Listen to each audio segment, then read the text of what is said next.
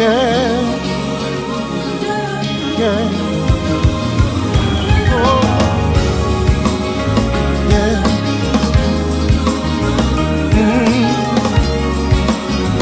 Yeah. Born and dead, saved by love, count my blessings from above. Though in darkness, have no fear. Light will shine on those holding near. They know that sorrow they will pass.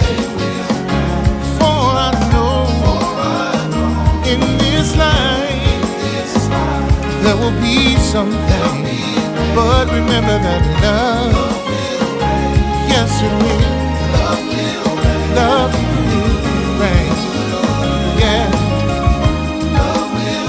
Love will reign. Yeah. In my heart, I believe it. Love will reign. Oh, yeah. Yeah. Have a vision. It's clear and plain.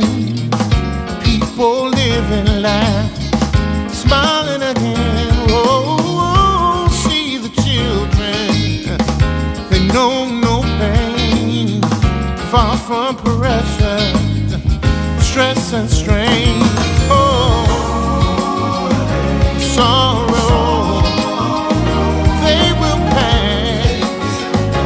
For I know in this life there's gonna be some pain. But remember that love, yes it will. I know. Yeah. Love will reign. Gotta believe it.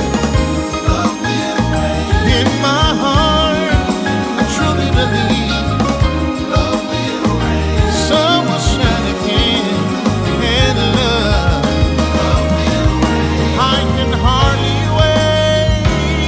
In the light of the sun, we'll all be together. There'll be peace, peace, sweet peace. There'll be peace, happiness and joy forever.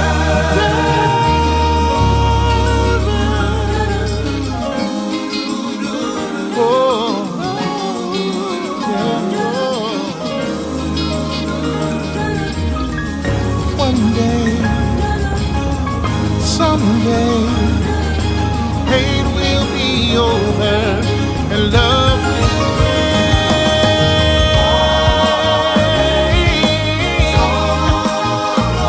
They won't last, for I know in this life there's gonna be some pain. But in the end, love will reign. Yeah. Love will reign. Said it in His word. We've been made, endure the night. Love will conquer all. Love will win the fight. So don't be discouraged. Don't be dismayed. Darkest hour just before the day. Hate will be crushed, fear will be gone, love will remain and go on and on. Though the road seems rough, my friend, we know how the journey ends. Oh, yeah. Love will reign. Love will reign. Oh, love will reign. Love will reign.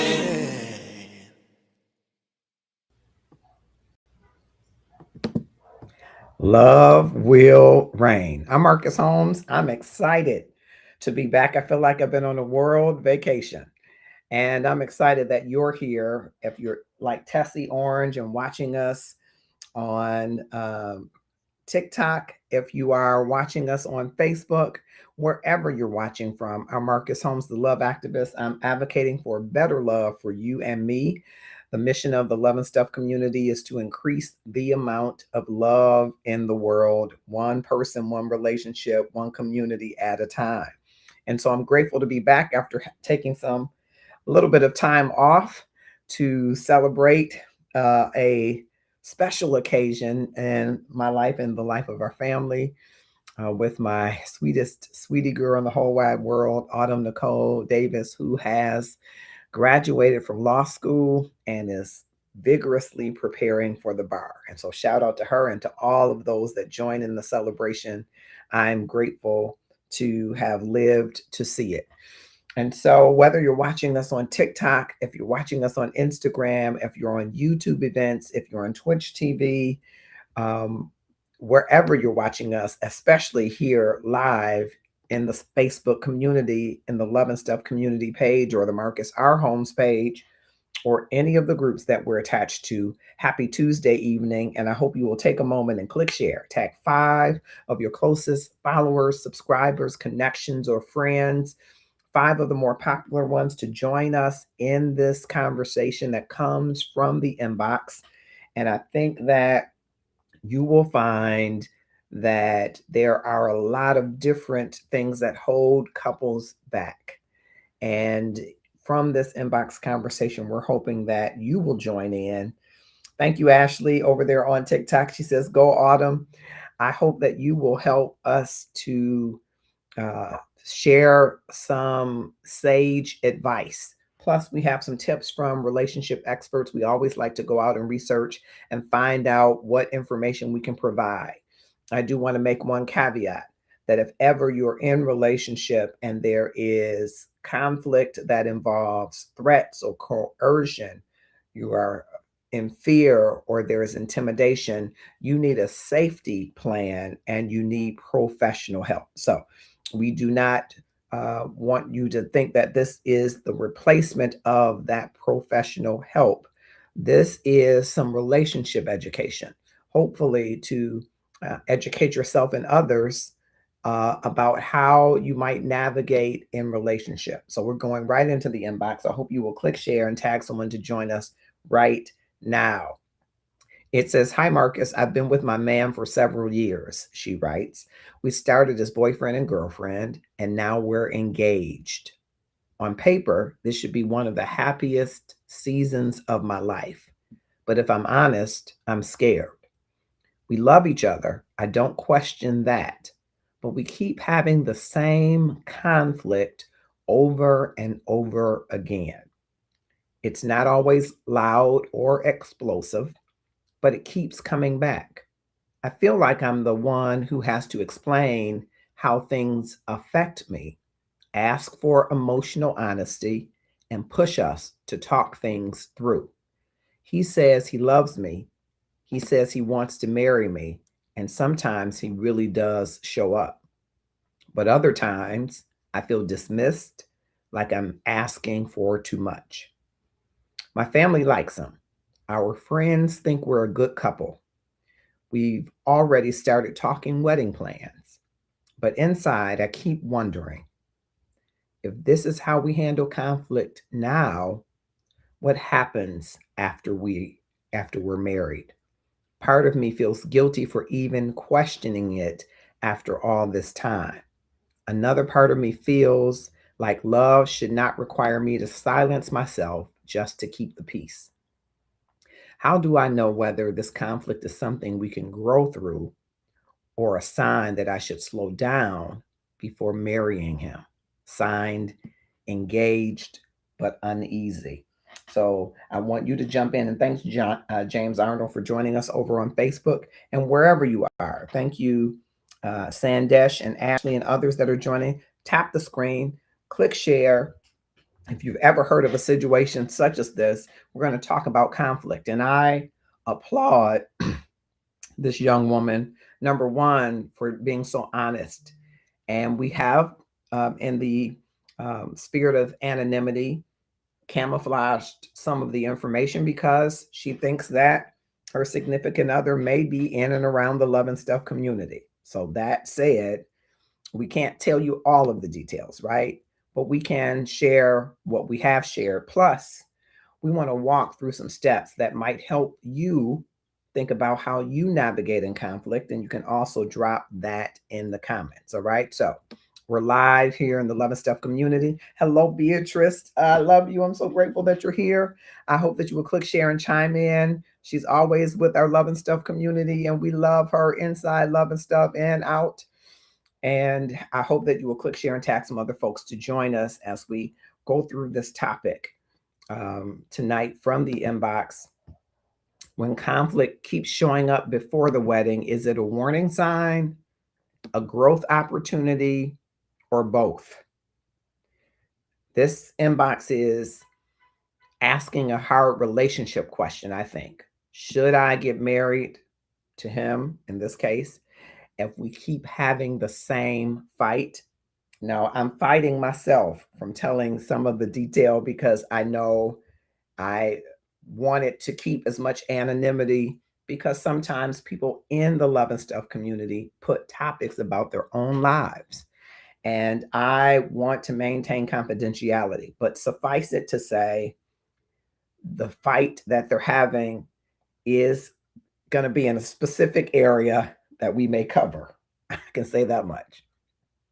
And so tonight we're going to talk about how love and conflict and emotional safety, accountability, faith, boundaries, uh, how those might impact how you decide to pause wedding plans or slow them down without giving up on love. Okay.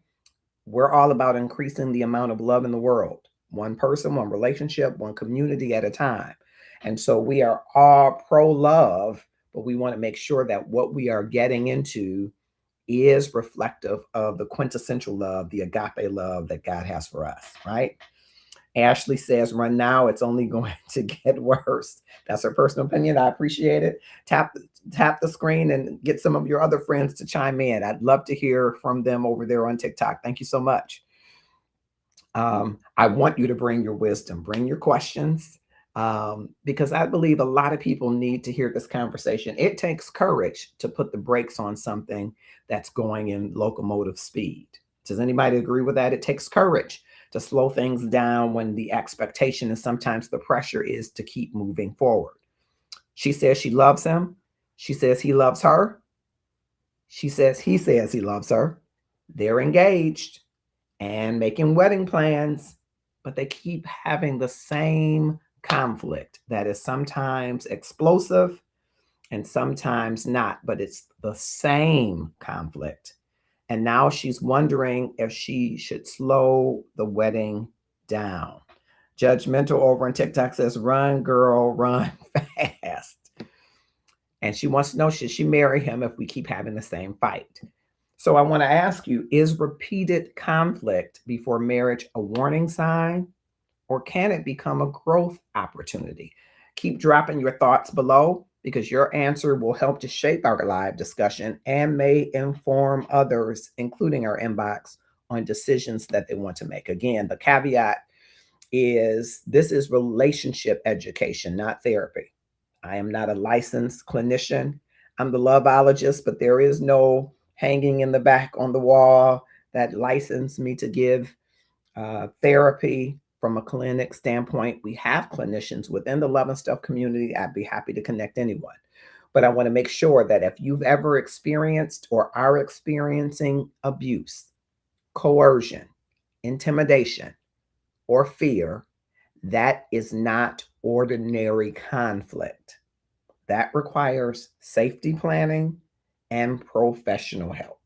Okay, so that is not what this is, but these are some great tools from relationship experts that you can apply below that threshold, not above. If there's any sign of abuse, if you feel abused, blink twice in inboxes. We're going to help you get the help that you need.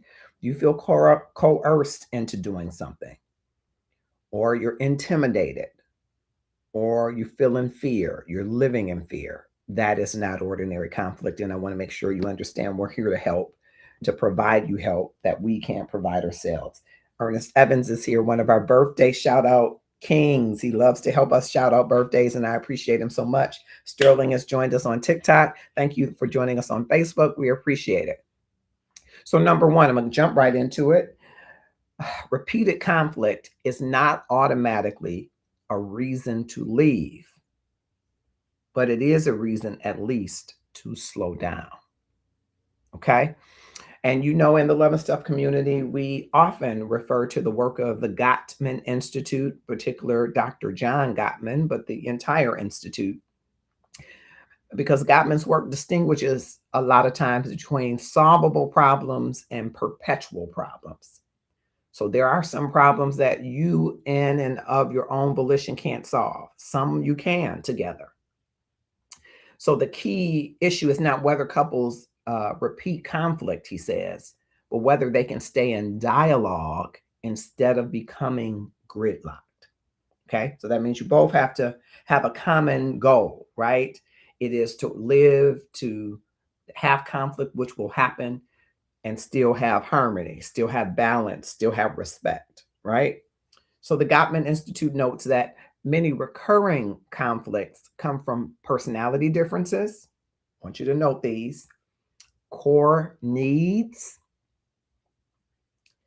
or deeper meanings underneath the surface issue. Okay? Personality differences, core needs, or deeper meanings underneath the surface issue. Okay? 1 and 3 are the two that are more likely solvable problems, provided 1 and 3, excuse me, personality differences and deeper meanings underneath the surface issue, but they require work. When your core needs are not being met in a relationship, you do need to really lean in as to whether or not you will continue in that relationship. Okay? Just want to provide that from the Gottman Institute. And the Gottman Institute also provides some how-to steps. To often the Gottman Institute work talks about clarifying through naming and identifying. And I know people say it's on the table. We know what it is. But I think sometimes it helps for both parties to hear the same thing, or both parties to hear how the other is experiencing the same thing. So name number one, the repeated fight in one sentence. We keep fighting about, because maybe you think you're fighting about an unclean house and you're fighting about standards. Maybe you think you're fighting about fidelity, but you're fighting about trauma that's happened in personhood. So name it to see if you both acknowledge you're fighting about the same thing. Then 2, ask what is underneath it.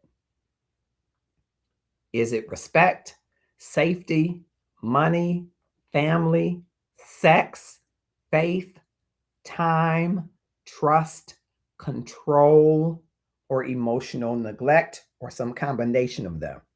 And as I said earlier, this is the section, though I can't point to which one specifically, but this is what the conflict is about. One of these, I'm going to repeat them: respect, safety, money, family, sex, faith, time, trust, control, or emotional neglect. Okay? So first you name what we're fighting about, and then you ask what's underneath it. Is it really about your respect? Is it really about your time, not giving time to the relationship? Does that lead to emotional neglect? Is it about the sexual behavior in the relationship? I know we've got Christians, and I know Christians don't engage in that premarital stuff, right? But there are other people that do, right? So we love everybody in the Love and Stuff community, whether or not we agree with whatever practices you decide, right? But is that the underlying cause? And with sex, is it fidelity? Is it satisfaction? Is it prohibitions? What's underneath it until you can drill to what we call least, the common denominator? What is the thing at the bottom of it? Can you drill down?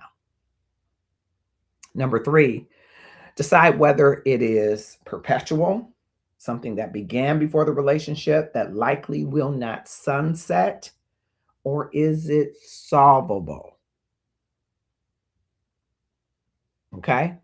If it is perpetual, maybe you have to stop trying to win it or fix it or deliver it and start asking what need or what fear is underneath your position. Okay. And as you're having these dialogues, and these come from Managing Conflict Blueprints that the Gottman Institute, you'll be welcome to go to their site. And if you're really interested, say, oh, I want that. We'll get that for you and we'll put it on the Love and Stuff page so that you can have the document, or we'll put a link so that you can get to it. As you're going through these steps, number 5, slow down on the wedding decisions until you can discuss the issues without a shout down or a shutdown, without contempt or emotional punishment. I'm sure you know what a shout down is, right? You're yelling and arguing. A shutdown is when you just shut down. You won't talk anymore about it. Contempt is this feeling like you want to do something and you have to bridle yourself from doing it. Have you ever had that feeling? Or you feel like, I'm going to punish you emotionally. I'm going to withhold affection. I'm going to withhold affirmations. I'm going to punish you in some way because we can't come to some understanding. So slow down and discuss the issue without those elements, without contempt, without shut down, without shout down, without emotional punishment. Okay? Having the same conflict doesn't automatically mean the relationship is doomed. Okay? But if that same conflict keeps coming back and no one is growing beyond it, learning from it, this is important information to slow things down. Okay. That's number 1. I'd love to get some of your feedback on what you think on that so far. I'm going to keep moving, but I'm very interested in how this is landing on you and whether or not there are other things you would like to add. Beatrice says, from a natural perspective, I would suggest counseling. From a spiritual perspective, pray for God's direction in this matter. I love it.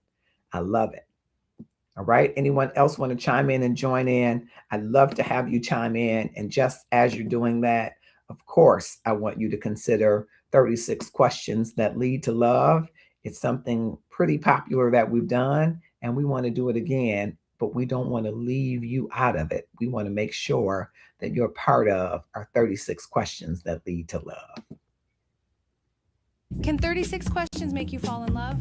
What if I told you 2 young psychologists discovered over 30 years ago that just 36 questions could create real closeness between complete strangers? And that the same questions might lead you to love or help you discover more about yourself than you ever imagined. This isn't a dating gimmick. It's an experiment that's been studied and repeated around the world. People walked in as strangers and walked out feeling deeply connected. Some even got married. But here's the twist. It's not just about romance.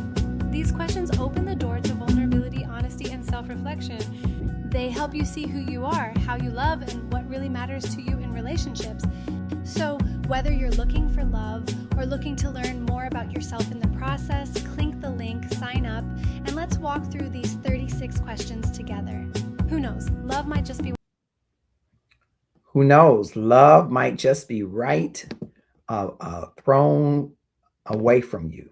And so we've done 36 questions that lead to love 1.0, and it was a smashing success. We brought together people who had not dated or interacted in a dating or intimate way before and put them in breakout rooms on Zoom. And they asked each other these 36 questions that 2 young psychologists who were in school asked each other, fell in love, created an experiment, and it went viral. So we tested it before and we're ready to test it again. So if you're in the market for love, I want you to prepare yourself to sign up for 36 questions that lead to love. It's a quick sign up for you to do that. All you have to do is scan that QR code right there for 36 questions that lead to love. I think it did. Did it do it right? 36 questions. There we go. That lead to love are available to you now. You can scan that link. As she said, click the link and put your information in, and we will have you a part of 36 questions that lead to love 2.0. All right.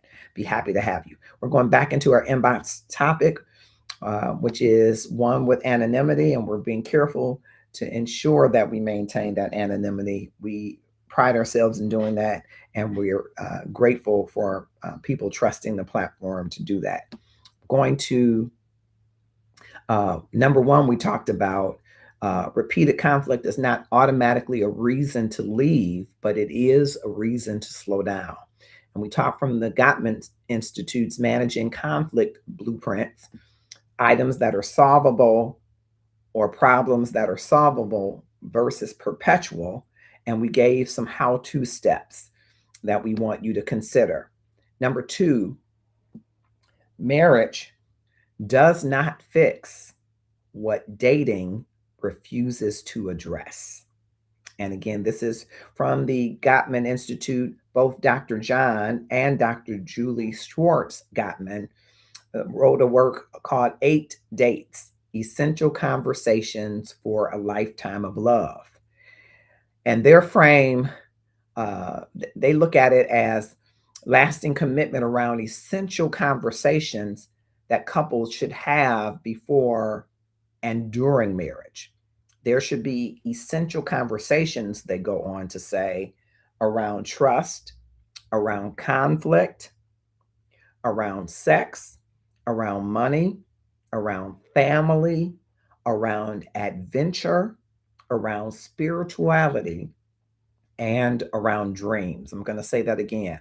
The Gottmans, Dr. John and Dr. Julie Schwartz Gottman, in their work, 8 Dates, Essential Conversations for a Lifetime of Love, they frame that lasting commitment happens when you have essential conversations as a couple before and during marriage around trust, conflict, sex, money, family, adventure, spirituality, and dreams.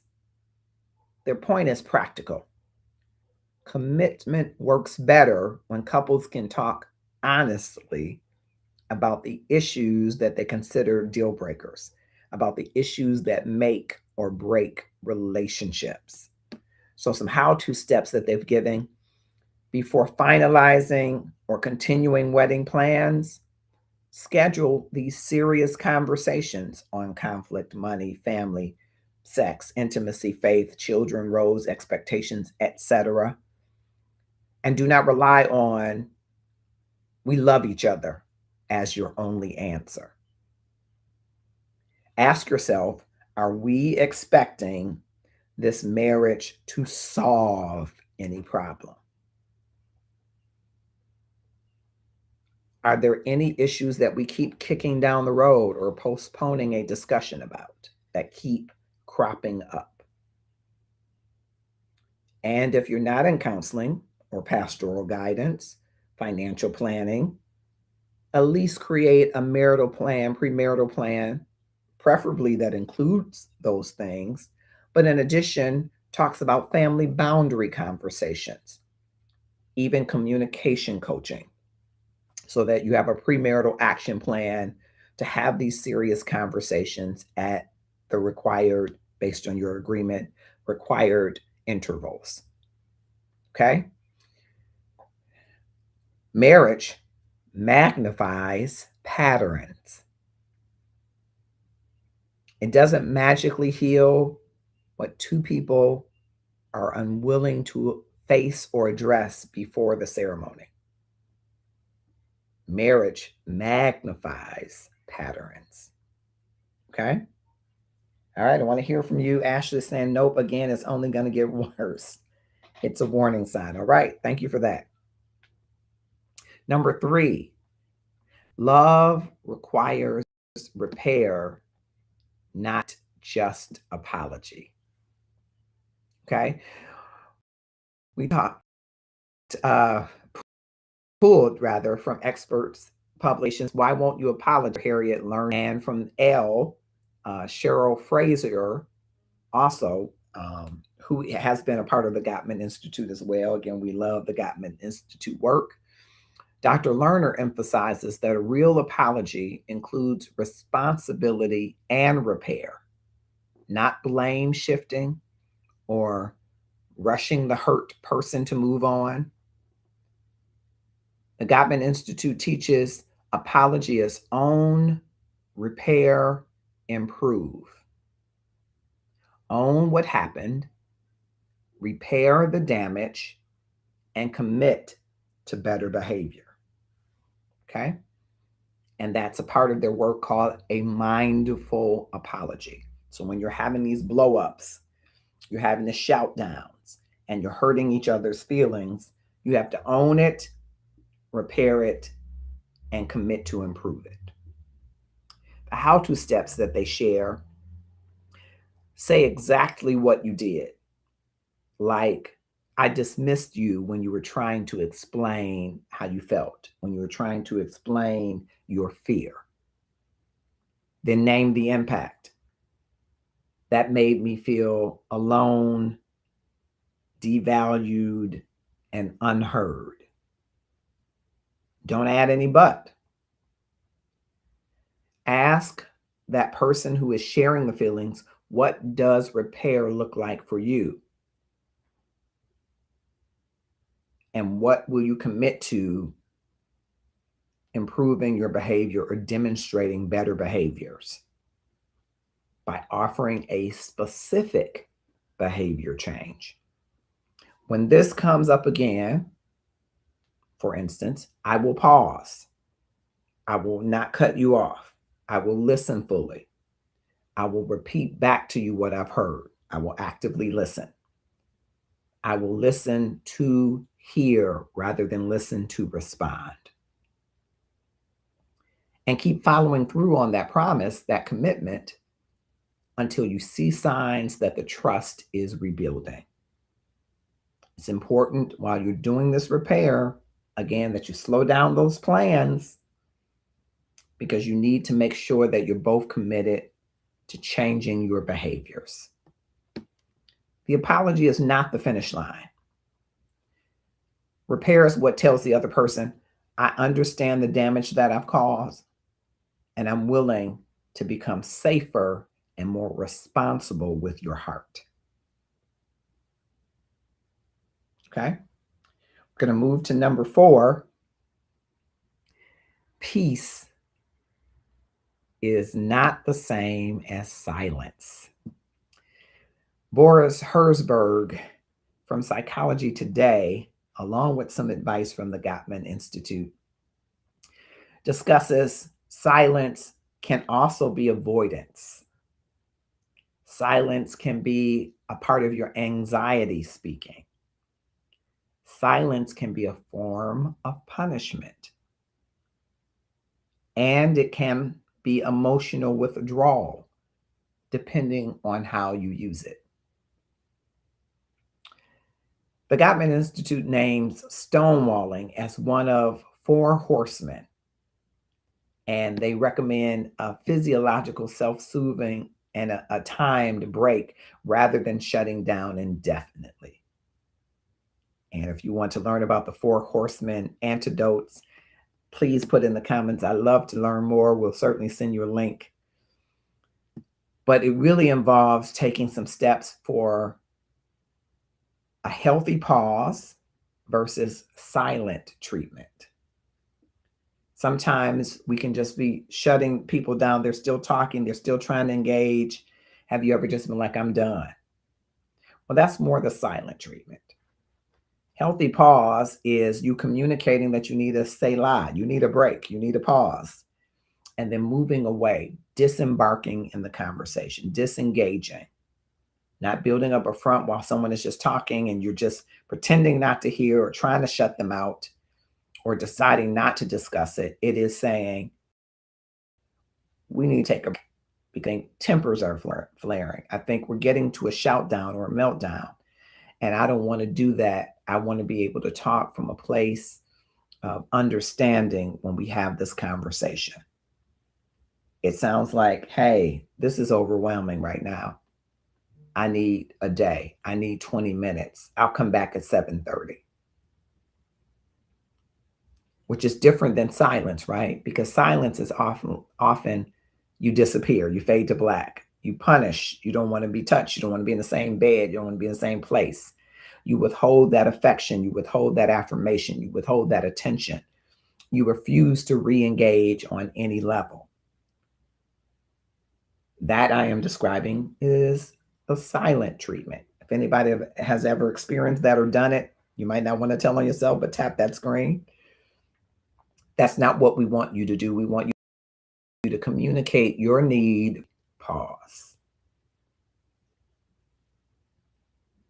And then as you're coming back together, you want to agree on a conflict pause rule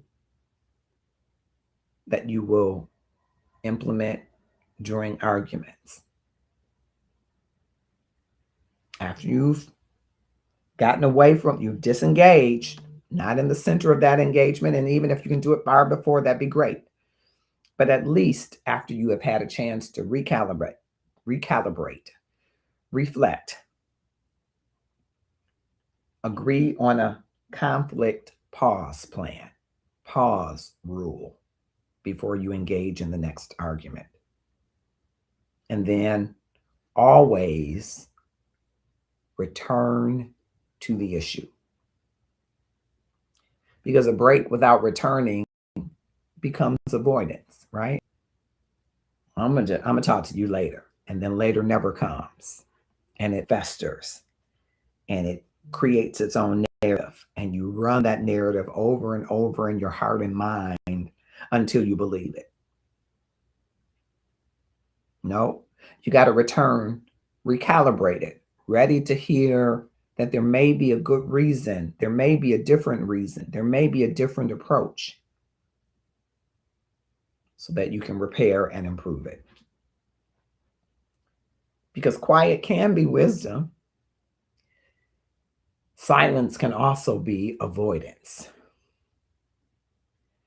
The difference really is whether we come back to love with truth. Sometimes you shouldn't say what's on your mind to say.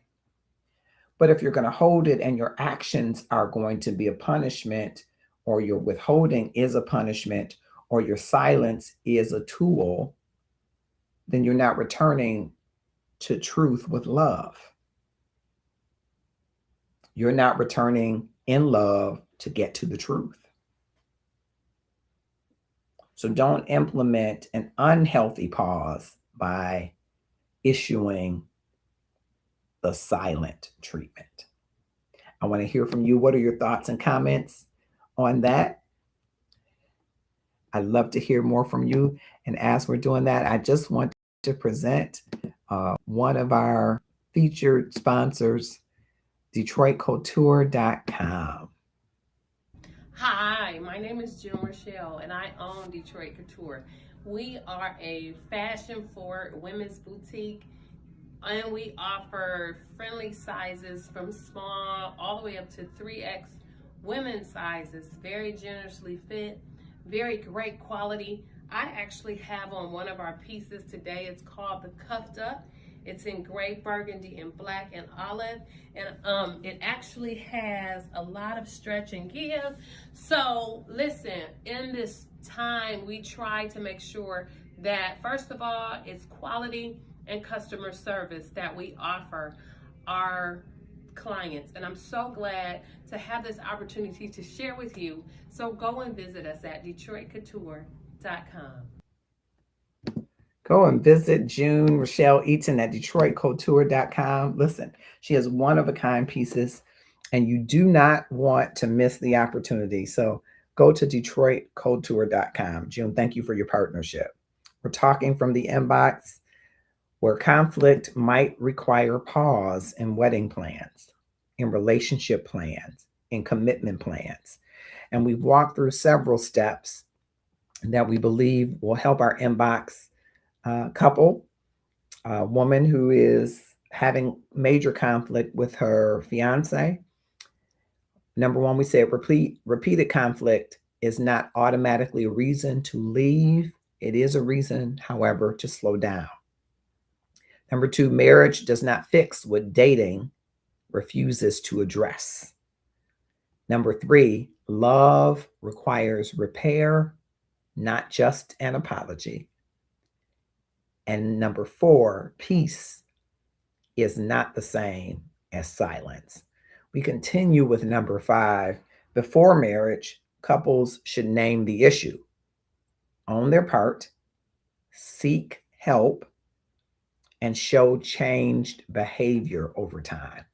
Dr. Sue Johnson from Psychology Today and the author of Hold Me Tight, along with Dr. John and Julie and their 8 dates philosophy, talks a little bit about emotionally focused therapy work. And this is where you seek help because it helps you to frame fights, as protest instead of emotional disconnection. So really, you are raising the flag for the things that you're advocating for yourself, for things that aren't present or you don't want to be present in the relationship. Things like, are you there for me? And think of the number of ways across those various areas that we talked about around trust and money and sex and fidelity. This premarital framework pushes couples to have structured conversations about the issues that can shape their lifelong commitment. Okay. And from Psychology Today, along with PubMed and other resources, here are the how-to steps that you should consider when naming the issue, owning your part, seeking help, and showing changed behavior over time. Number one, again, name the pattern. When I bring up my marriage fears, for example, you shut down and I get louder. When I bring up financial arrangements, you shut down and I shut down. If this is a recurring pattern, you name it. And you can own your part in that without owning the entire problem. When I bring up marriage fears, you shut down and I get louder. I get louder because I feel like you're not going to hear me. You're not going to agree with me. I am protesting. I'm raising the flag. I'm advocating for my voice to be heard in this relationship. That's owning your part. You're not saying that you shut down and your people shut down. You come from a shut down people. You don't know how to communicate. You don't know how to talk. You're not owning their part. You're owning yours. And don't we oftentimes have trouble owning our part? Own your part without owning the whole problem. Number three, ask the deeper question. When this happens, do you feel abandoned? Do you feel controlled? Do you feel disrespected? Do you feel rejected? Do you feel unsafe? How does this make you feel? It's important when you're getting into these emotionally focused therapy frameworks that you get independent voices, independent ears, independent outside support. Again, that can include pastoral guidance, premarital counseling, couples therapy, or a structured relationship course. And then define a period over which you hope to see change, giving it a window, 60 to 90 days, 30 to 60 days.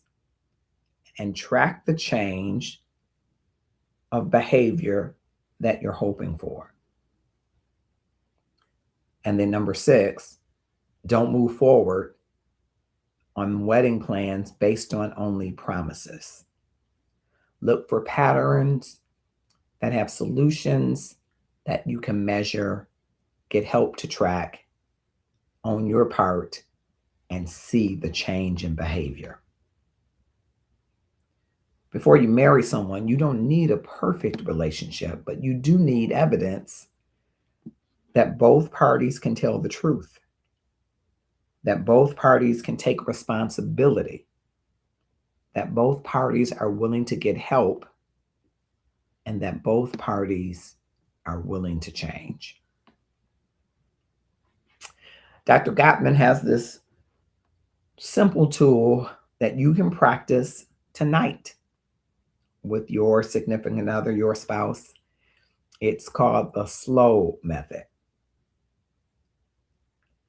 If you're engaged or getting into a relationship, you can try the slow method, where the S is stop the wedding autopilot. Whatever in your relationship is on autopilot, stop it. Don't let deposits, family pressure, or embarrassment make the decision for you. Stop the autopilot. Whatever in your relationship is on autopilot, but you're seeing warning signs and red flags, stop. L, locate the real conflict. What are we actually fighting about underneath the surface? Is it about money, or is it really about control? Is it about family? Is it about how we were reared, being differently, our ideals of what marriage is or should be based on what our parents experienced? What are we actually fighting about? Oftentimes, the petty grievances are just symptoms of an underlying real cause that has to be brought to the surface. The O is really big. It's a long O. Slow. Own your part.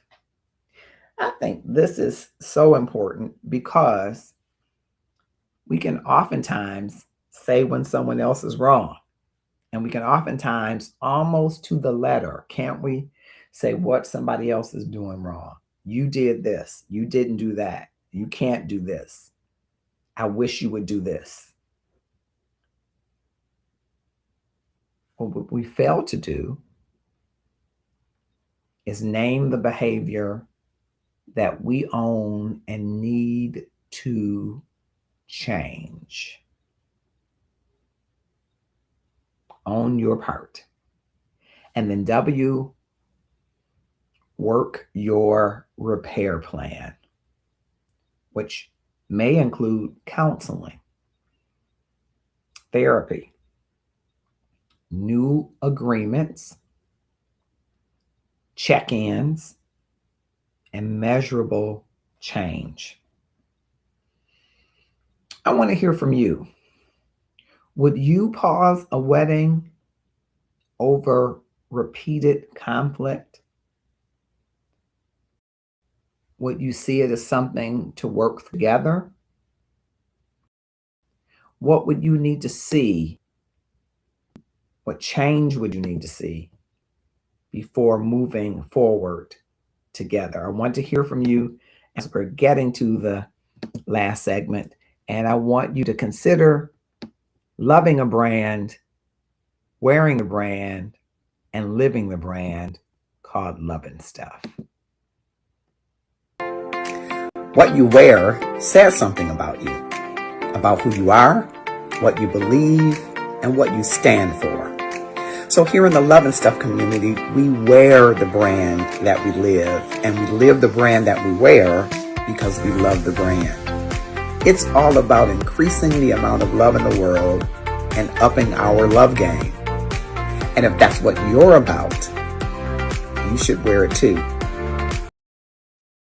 Sis, let me tell you something real. Sometimes your man walks in that door, and it's not that he's mad at you. It's that he's tired of performing for the world.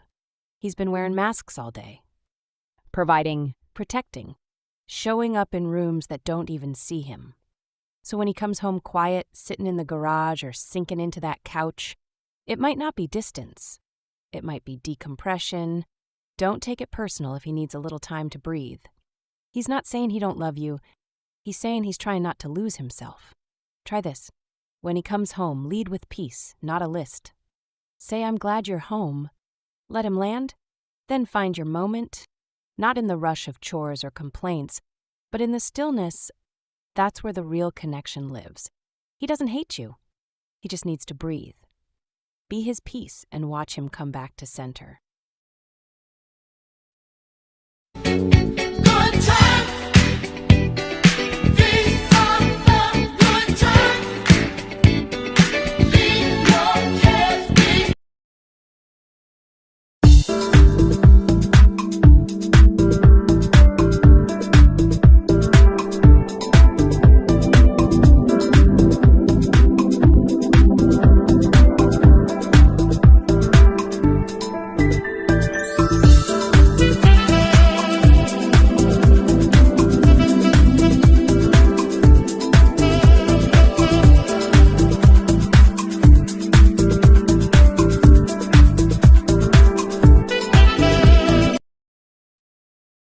Welcome to Powerful Money Tools LLC. At Powerful Money Tools, we are here to prepare for your future. We want to talk about financial freedom. Financial freedom is budgeting, credit building, and also financial education. So once again, welcome to Powerful Money Tools LLC. We can't wait to help you in your financial future. Marcus, I want to congratulate you on Love and Stuff. I really want you to know that staying grateful and understanding the power of what it is to be operating out of a space of abundance and gratitude is the most important part of every journey of every day. So Marcus June, congratulations on this book. It's on Amazon now. That makes me so proud of you and your family and me and my family, and every single person around us gets it. So good on you for bringing it into the hands and the laps and the Kindles of all the people.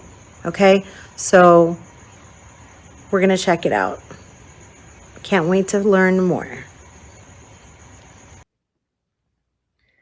We're so grateful for all of our sponsors and all of those personalities that help us to make the Love and Stuff community a place where small businesses matter and where opportunities are available for many. And so thank you from MJ from Shires of Sunset all the way to Christina, the money coach, and Nicole with beads, and Sisson Hardware, and everyone in between. I hope that you will see these small businesses and support them in their endeavors.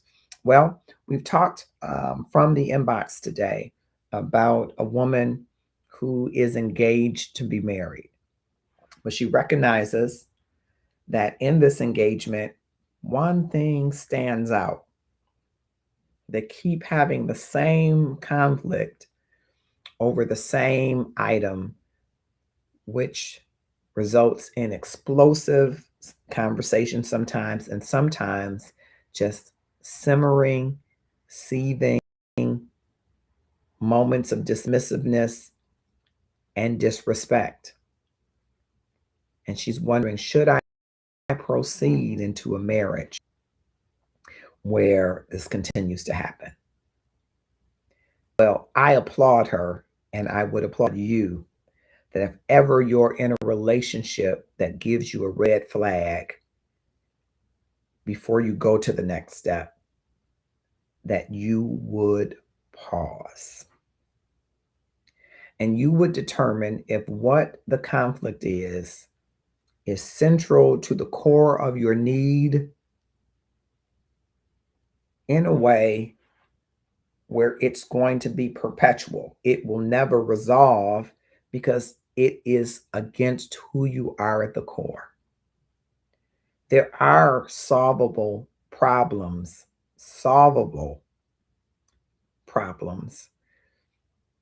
but quite often when it is your core values or beliefs, that requires a next level outside support to determine what next steps are. But if you're feeling red flag, red means stop. Because marriage, as the Gottman Institute so poignantly shared, does not address what dating did not. Marriage does not solve what dating did not address. And so you want to definitely, in a situation where conflict is a pattern, conflict is continuing to happen, it is never letting up. Even though you all love each other, should you walk into a marriage if you keep having the same fight? I say you should pause and determine if your problems are solvable or perpetual. Unearthing whether the cause of conflict is finding its root in respect or disrespect, in safety, in money, in family, in sex or fidelity or intimacy, in faith or spirituality, in time or emotional neglect, in trust or control. These are areas that are probably fundamental to who you are as an individual. And oftentimes you hold very strong beliefs about them, don't we? And so you have to determine, are these parts of your core needs? Are these your core needs?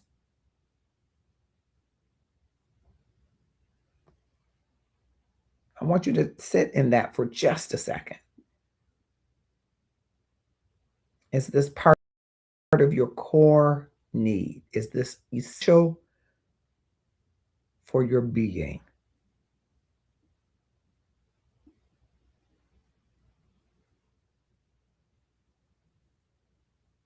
If it is, stop. Doesn't mean that there isn't hope for love. It means that something has to shift or change so that you go into a relationship whole and getting your needs wholly met. Okay.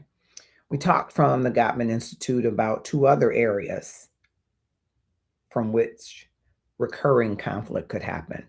One of them is personality differences. This is typically the most solvable one, with the caveat that there aren't personality disorders, right? You can learn to adjust and be nimble and flexible if you decide, through relationship coaching and intelligence and maybe counseling, to work through personality differences. But where your core needs aren't being served, or number three, there are deeper meanings underneath the surface issue that haven't been resolved on an individual basis, those will not improve because you say, I do. And maybe before you say, I do to each other, you say, I do to myself, so that I work through anything that I'm bringing to the relationship so that we can do it together.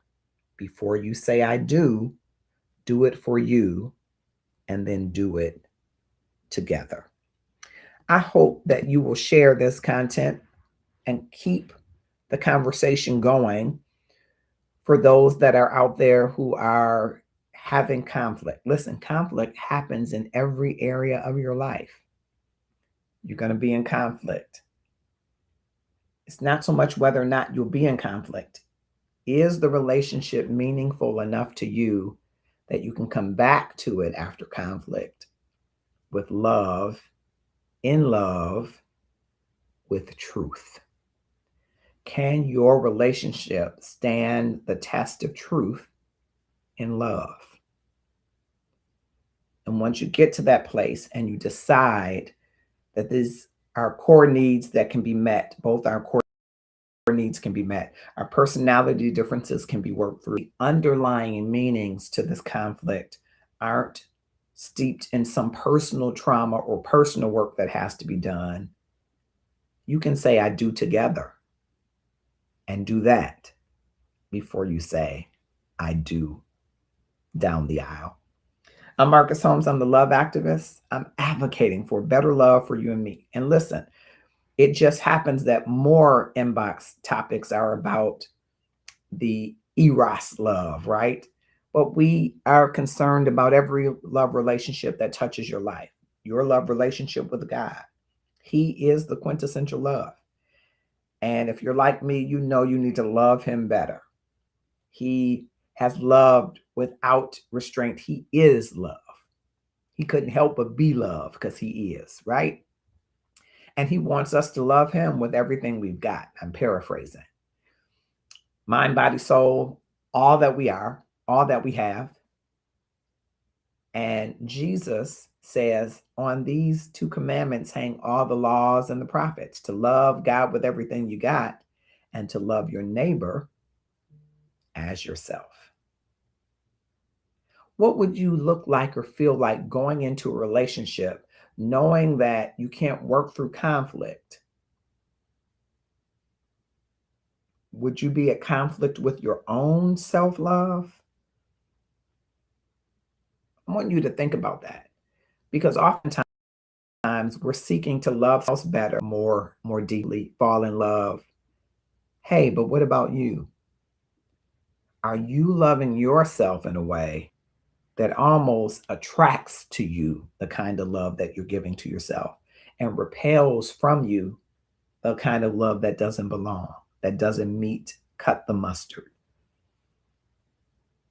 I want you to be as deeply in love with yourself and work through your own internal conflicts before saying I do to another. If that resonates with you, I want you to think on love this evening. And I want you to think on the love that God has for you and that he intends for you to have for him and for yourself before you love others. See you next week, 8:30 p.m. Eastern Standard Time. And on your way to Tuesday, stop by and check on our fellas who love all things sports. Kamal Williams, the producer of the Sports Talk with Kamal and Felix, is doing a phenomenal job. He and Felix are lovers of all things sports, and you should join them in their takeover sessions, the pop-up sessions that they're having, but their standard time, their time that you can see them for sure is every Saturday at 10 a.m. Central, 11 a.m. Eastern Standard Time, right here in the Love and Self community. And you will be tremendously blessed and have a great time in sports with them. Sports Talk with Kamal and Felix. Hope to see you there. If not, I will see you next Tuesday. Keep the conversation going. Thank you for watching on TikTok, Instagram, Twitch TV, YouTube events, and of course, on the Facebook Live, where we emanate from, the Marcus R. Holmes page and the love groups attached and the Love and Stuff community page. Have a grateful evening. We're so grateful that you've joined us tonight.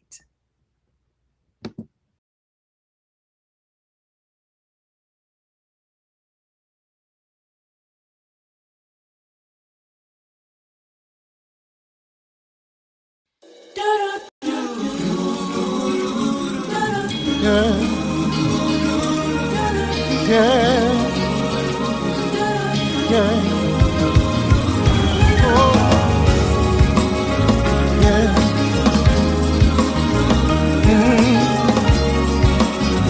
Yeah.